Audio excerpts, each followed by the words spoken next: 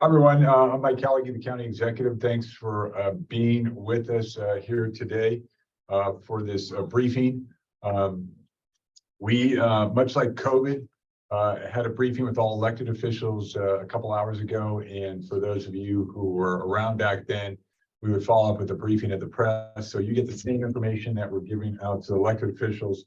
So we're all completely transparent, and also so that you can help amplify our message to the community.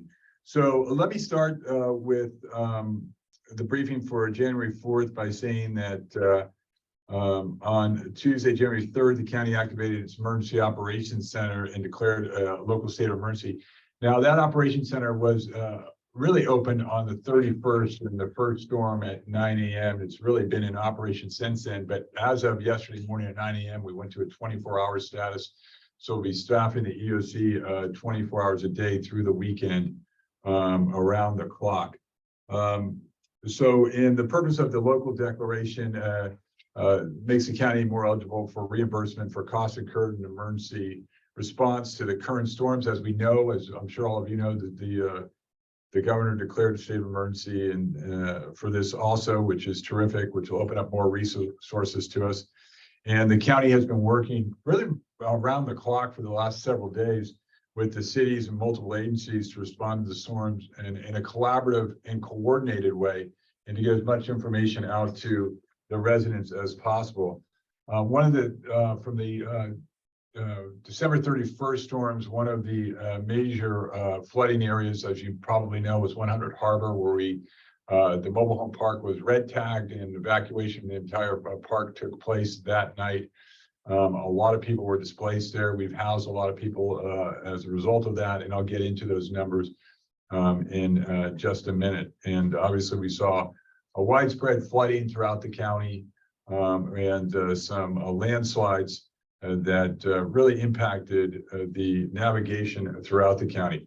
We expect more to come with this storm, and as we all know, this storm that's going to hit us in a few hours has been referred to as a bomb cyclone, and the National Weather Service, as many of you reported, is expecting 3 to 3.5 inches of rain in the next 24-hour period, which is a lot for obviously the saturated hillsides and roadways. We've already seen a little bit of localized flooding just in this morning's brief rain. So we're expecting flooding, debris flows, and landslides. The difference between this and from an operational standpoint, a planning standpoint for us, is the strong winds that are expected to be associated with this, from 50 miles an hour in the valley locations to 75 to 70 miles an hour along the coast, which is pretty unusual. We're expecting downed trees and possible power lines, power outages in high surf conditions. And we've got the flood watch and high wind watch in effect January 4th and 5th. In the area where most people are really interested, and again, this is what we went through with the elected officials today, sandbags. There doesn't seem to be enough sandbags really anywhere, and every agency is going through them very quickly. On New Year's last week, New Year's Eve, we ordered 24,000 sandbags. We've been getting a steady delivery of them for the entire county. What we've done is we've been centralizing those sandbags on the coast and throughout the county here, and then having cities submit 213s through our EOC on how many they wanted to pick up. Then they've been going to those locations to pick them up and disperse them locally. So we have been supplying the entire county, or really supplementing the entire county. I would imagine that all the cities are still trying to get their own supplies, but we've been supplementing them. We've gone through 18,000 of that original 24,000. We've picked up today 12,000 bags to disperse, and so folks can fill them. We're actually trying to have crews fill those bags also, and then we've ordered more with the likelihood of ongoing rain for the foreseeable future here. We've ordered more. And what we've asked cities to do is when they're requesting, is to request through their EOC to on a 213, and we'll go ahead and approve that and get those sandbags ready for them to pick up. In the way of housing, and I mentioned this earlier, we had displacement of an entire mobile home park. So we have, in response to that, taken on a new approach, and that is, instead of having cities, individual cities house people, the county's taken on the responsibility to centrally house everyone. We have secured 160 shelter rooms, motel rooms, hotel rooms around the county. We have 115 still available, and these are for those that are evacuated because of floods. We have 125 people that are currently sheltered in our hotels, and that was because mostly of the flooding that we saw at 100 Harbor. And we expect that number to rise. The Human Services Aid staff is in the EOC. They have set up a department EOC within the EOC, and they have sent out a completed protocol to the cities on how to refer displaced residents. And just from an operations standpoint, an operational provision, I'll tell you how that's going to work. Really, the local cities will be responsible for picking up those that are displaced, bringing them to a temporary shelter where they'll be warm and safe and possibly receive food or resources. And then they will be notifying the county EOC of their need through a form that we've given all of the cities and towns. And we will then take the responsibility to house people centrally. So we have put that in place, and we expect that to be utilized throughout the county. We have also set up CSM as a congregate shelter, just in case of overflow. Once we reach 70% capacity on the hotel rooms, we will look to open up a CSM and start the transportation of people there. The city of Half Moon Bay is also ready to go with a shelter if necessary, and we have another shelter set up in a remote part of the county in Pescadero High School that will be staffed and utilized if necessary. 211 line and interpretation services we're trying to set up right now. We anticipate having 211 set up by 3 o'clock today.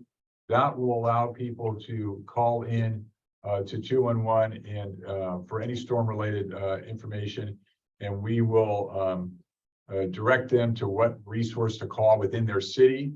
If it's in an incorporated area, we will set up, we have a line set up to come right into the EOC. And we've set up what I guess we're calling a mini call center here in the EOC with multiple languages being spoken by our operators, who will field those calls in the EOC, and then they have the capability of immediately putting information or services up that need to be filled on our board, and let our operations team then fill those orders. So they'll take calls in. If it's housing, they'll switch it over to housing and get the people set up with housing. We also have a department EOC set up jointly between Department of Public Works and Parks.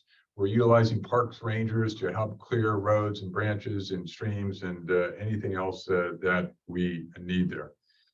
In the way of communications, we are in the process of setting up a dedicated web page. If you go to any page on our website, you will see one that indicates you can go to information on storm-related information and resources.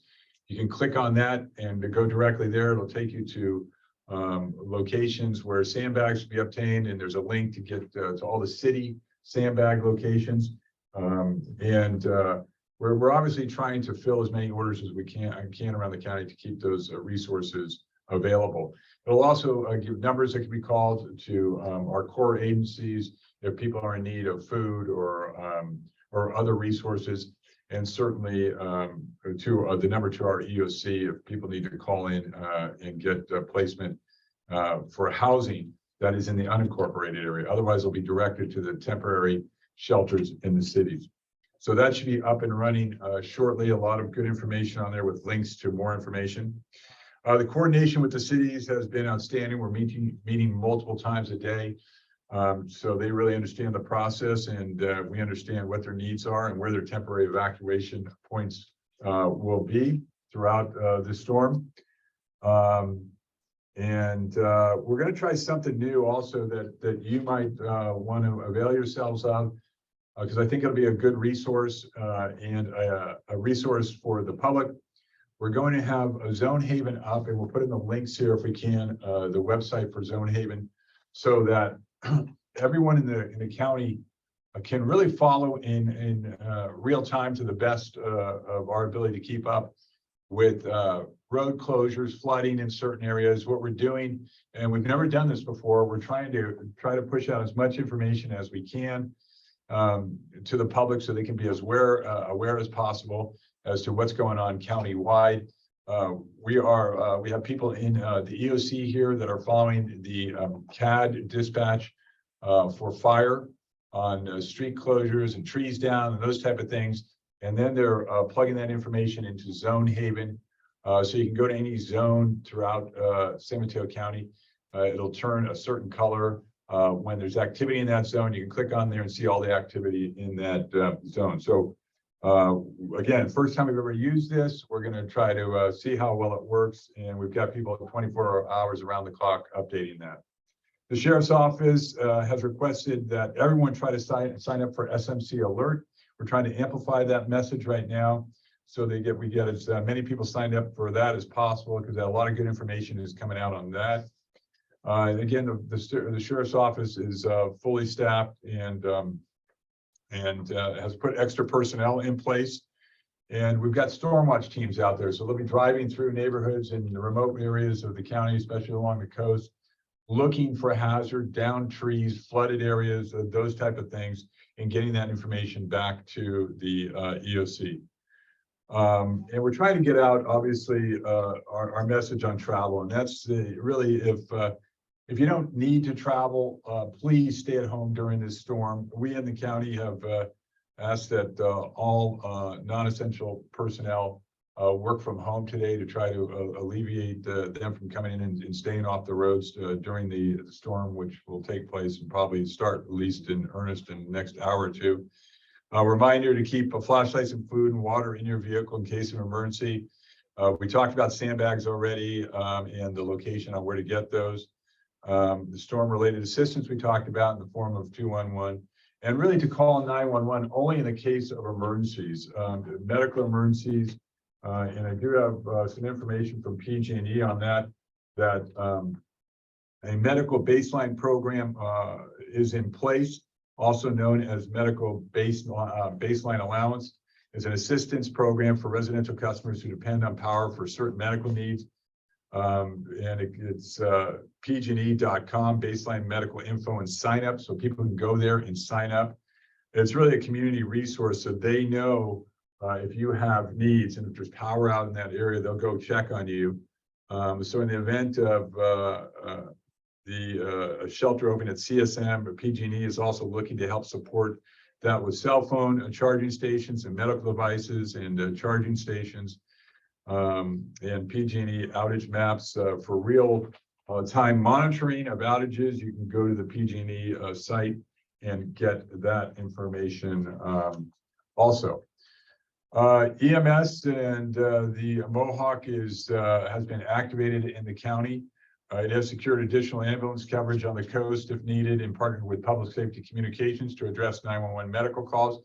I can tell you 911 public safety here is fully staffed. First time we've ever used the expansion space up in our new dispatch center. So we brought more dispatchers in to handle the call volume that we're expecting, and should have more call takers and dispatchers on to handle that call volume.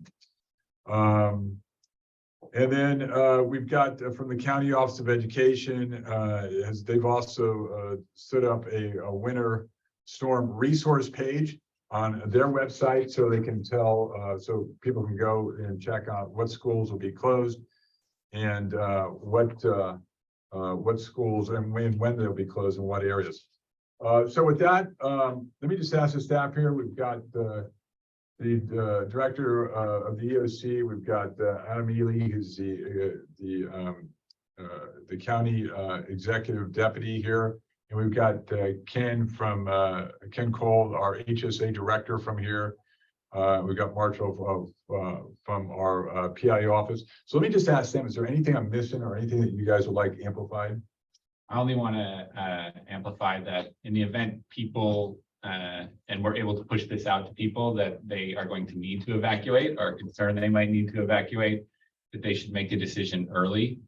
We've already conducted on New Year's Eve numerous water rescues, and we certainly would prefer that people get to safety as soon as they can and take advantage of the resources that we have available so that they remain safe.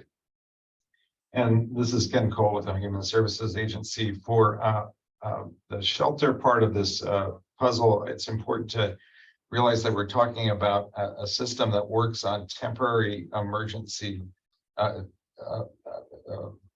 temporary evacuation points. So we're encouraging our jurisdictions to have identified temporary evacuation points.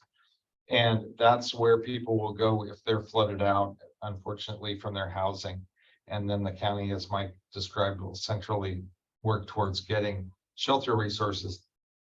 But the first key resource is the family's resources themselves. So in a disaster, we need families to get to not only plan ahead, but also if they are damaged by a weather event, to also use their resources first to get shelter, because our shelter system will be taxed by this event. Thanks. Again, the 2-in-1 system, once it gets operational, we hope it is by 3 o'clock. We're working out a couple of kinks right now. That would, if someone was displaced, they had to evacuate, they'd be able to call that, and we would direct them to their local temporary emergency shelter, and then they would be contacting us for permanent housing. So with that, let me go ahead and open it up and see if anyone has any questions.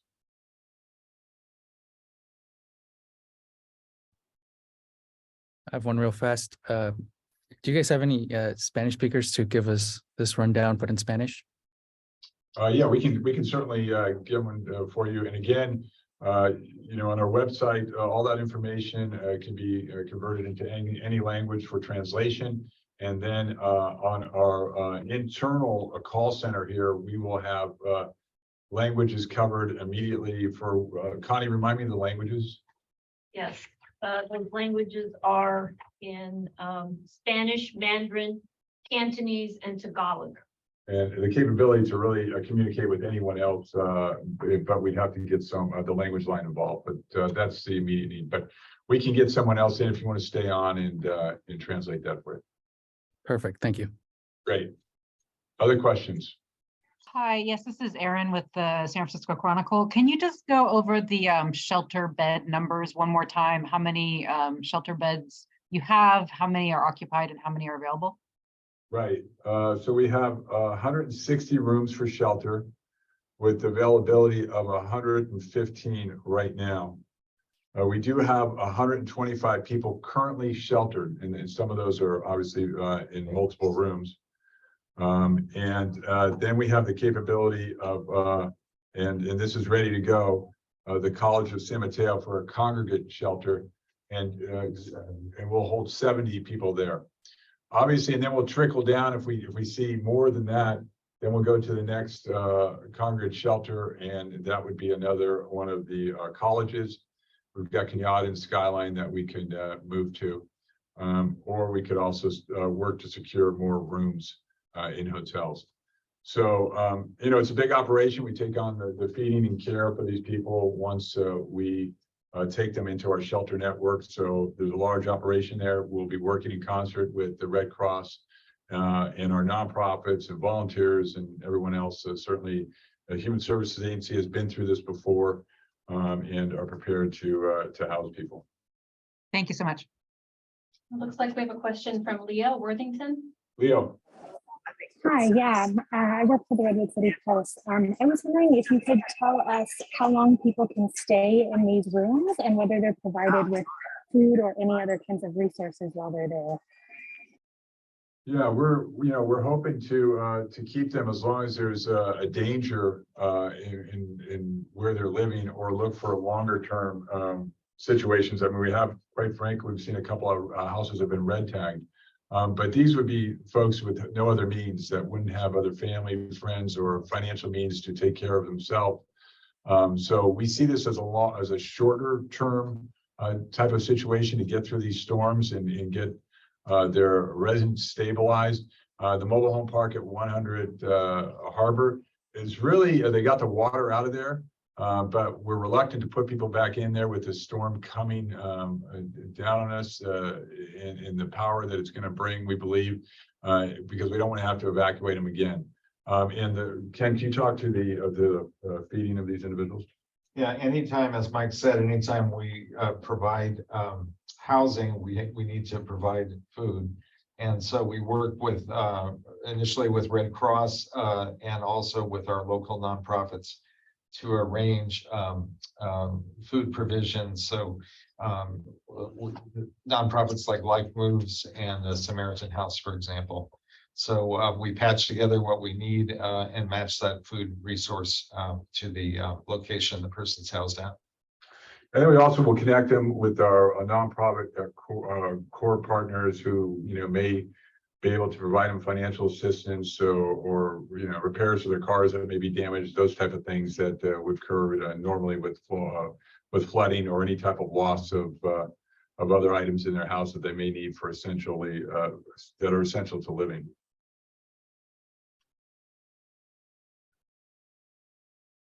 Any other questions? No other hands raised, no questions in the chat. Okay, I don't know if this is helpful to you guys or information. We will be briefing the elected officials through Friday, potentially over the weekend, depending on damage. I don't know if, depending on how much damage there is tomorrow, we may have another briefing for the press, just so that you all get the information at the same time and we don't have to hold multiple interviews. So keep posted on that. Like I said, if there's major damage around the county, then we'll want to update you on that. Looks like August Howell came off mute. Oh, yeah. Thanks, Mike. Could you just remind us how long the EOC is going to remain open? Did you say through the weekend or up until the weekend? Well, through the weekend, 24 hours a day is what we're proposing. And then when we get to Sunday, I mean, it's a big undertaking, but when we get to Sunday, we'll reevaluate these storms next week and see what those are likely to bring. And we may just keep going depending on the projected rainfall and winds and those type of things. It's really based on, we want to be able to readily and rapidly deploy and get resources to those in danger and those in need. So it'll depend on what the weather looks like after this weekend. Thank you. Excuse me, this is Pilar Niño with Telemundo. I wanted to ask you, did you feel like the county was caught kind of unprepared for the weekend of New Year's? And now do you feel that the county is in better shape for today and for the coming days? And also, if you can clarify with emergency order, you said you were gonna open or getting ready evacuation center for massive evacuation. Will be that College of San Mateo? That's correct. If our hotels, let me start with that question first. If the hotels get to 70% capacity, then we will go ahead and open up CSM. And again, we'll be referring people through. We don't want people just to show up to CSM because there's a preparation period that we need to make sure we have the materials and the staff necessary to take care of people. So there are forms that would be filled out by the local jurisdictions. They would take them to a temporary shelter, like a warming shelter where people can be safe and fed. And then we would take on the responsibility for housing them. And all the cities and towns know that. As far as the storm on 31st, no, I think we were certainly prepared to the extent you can be prepared for. I think we received almost 6 inches of rain in the county, really an unprecedented amount. And no matter what you do in a situation like that, you're going to have damage, you're going to have flooding.